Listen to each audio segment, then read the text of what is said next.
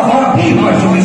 شرافت عرب کے اندر اسماء و رجال کے قاعدے کے مطابق سب سے علو اور بلند مرتبے کا اگر کسی کا شجرہ ہے تو دیکھا جاتا ہے قریشی ہے کہ نہیں, ہاشمی ہے کہ نہیں, مطلبی ہے کہ نہیں. خدا کی عزت کی قسم اٹھا کے کہتا ہوں, یا تو حضور کا شجرہ بے مثل اور بے مثال ہے, یا مولا علی کا شجرہ بے مثل اور بے مثال. یہ دو شجرے ہے ہی نہیں, یہ ایک شجرہ ہے. کیونکہ آقا علیہ السلام و تسلیم نے مولا علی علیہ السلام کی ماں جی کے حوالے سے ارشاد فرمایا. ایک گفتگو میں نے کہا کہ حسب وہ سیدہ حلیمہ سعدیہ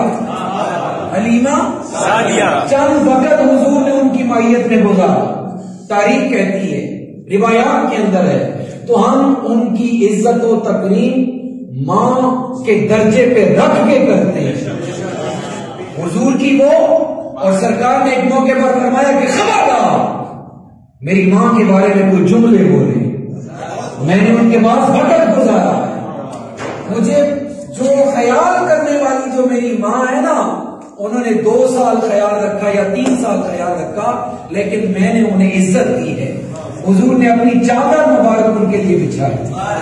اگر 2 سال دور سے تعلق رکھنے والی خاتون, 3 سال دور سے تعلق رکھنے والی خاتون حضور کی خدمت کرتی ہیں تو اتنا بڑا درجہ مل جاتا ہے.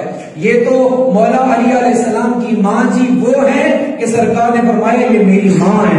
ایسے روایات کے اندر میری ماں ہے.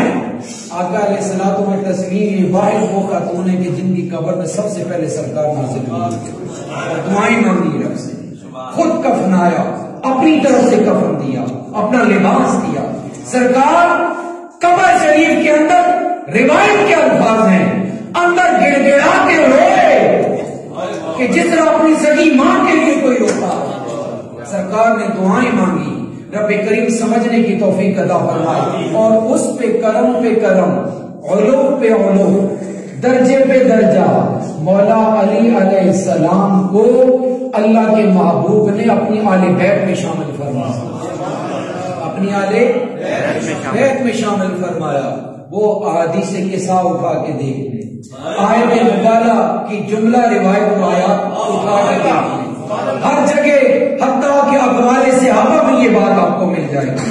سرکار کے سارے اصحاب کہتے ہیں کہ ہم علی بالخصوص جناب عبداللہ ابن عمر کہتے ہیں کہ ہم مولا علی کیا موازنہ کسی کے ساتھ نہیں کیا کرتے, کیونکہ وہ آل بیت میں شامل ہیں, کیونکہ وہ آل بیت میں شامل ہیں. اور بات کو آگے بڑھاتا ہوں تو یہی وہ ذات ہے کہ جس ذات کو اللہ کے محبوب نے اپنا نفس ارشاد فرمایا. 20 منٹ باقی رہ گئے ہیں. اپنا نفس ارشاد فرمایا کس کو؟ مولا علی وہ ذات ہیں کہ جنہیں اللہ کے محبوب نہیں بلکہ اللہ نے قرآن کے اندر آیت مبالغہ میں انفسنا کے مقام پر اشارۃ النفس سے نفس مصطفیٰ اگر کوئی مراد ہے تو وہ مولا علی ہے. مولا اسی لیے یوم شورا کا اجلاس قائم تھا. 300 سے زائد جلیل القدر اصحاب رسول تھے. مولا علی علیہ السلام نے خطبہ ارشاد فرمایا اور فرمایا بتاؤ نا کیا مجھے اللہ کے محبوب نے اپنا نفس ارشاد نہیں فرمایا یا میرے بغیر کسی اور کو فرمایا؟ ایک جملے کے اندر 50 سوالات کے جوابات پائے جاتے ہیں. اگر آپ سمجھ رہے ہیں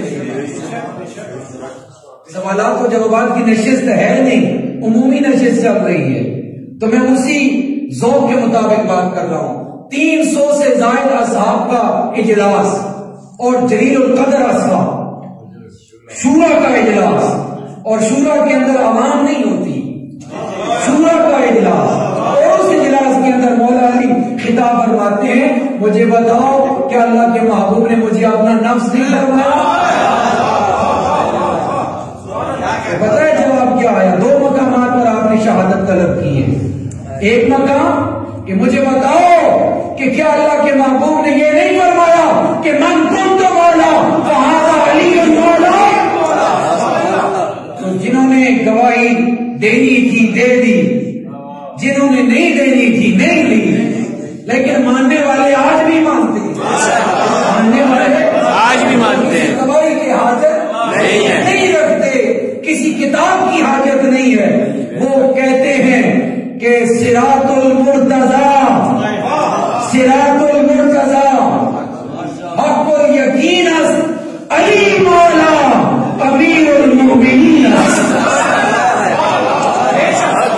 علی مولا، بتاؤ مجھے نہ فرمایا کہ نہیں؟ تو جواب ملا کہ اللہم لا، ہم اللہ کو حاضر ناظر جان کے یہ کہتے ہیں کہ علی آپ کے سوا اللہ کے محبوب نے کسی کو اپنا نفس ارشاد نہیں فرمایا۔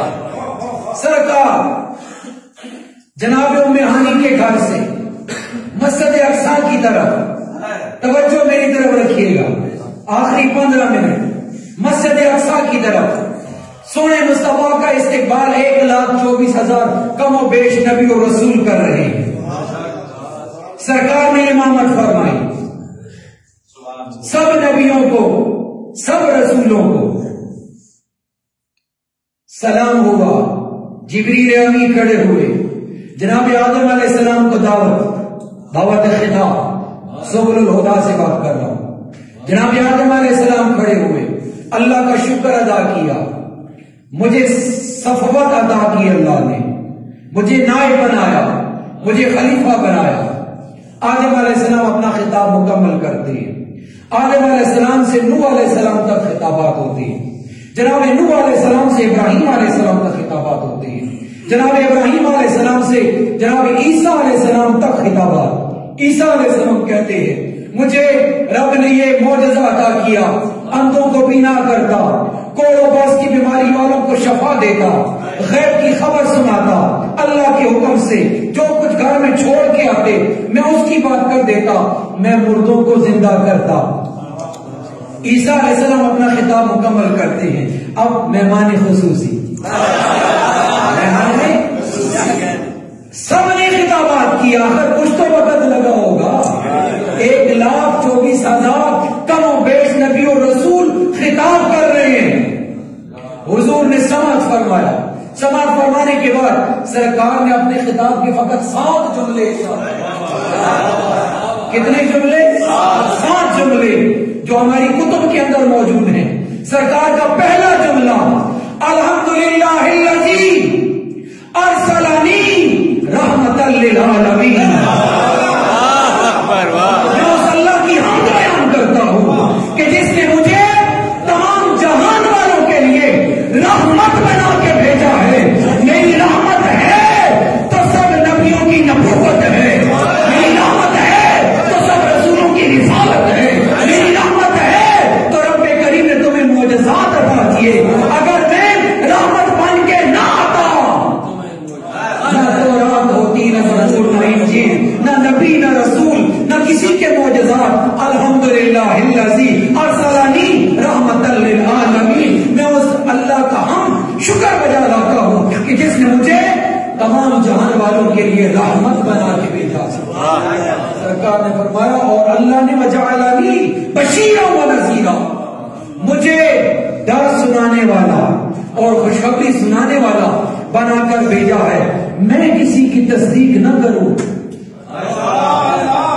صدقا لما، جی حضور تصدیق کریں گے تو نبی بن جائے گا، رسول بن جائے گا۔ حضور تصدیق نہیں فرماتے، 1,24,000 کم و بیش کی تصدیق فرمائی، سب کو مانا جا رہا ہے، اور جو نبی بن کر آئے سرکار نے سب کی تصدیق اور تائید فرمائی ہے۔